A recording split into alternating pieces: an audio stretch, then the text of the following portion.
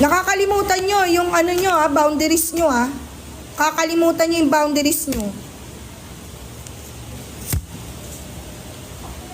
Una sa lahat, hindi nyo kami binabayaran dito para magtau-tauhan at gawin yung robot at gawin yung katatawanan sa harapan.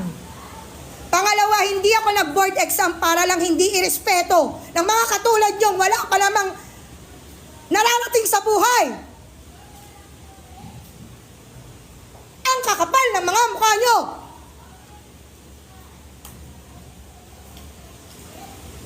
Di nyo nga kaya buhayin yung mga sarili nyo? Hindi kayo marunong rumispeto.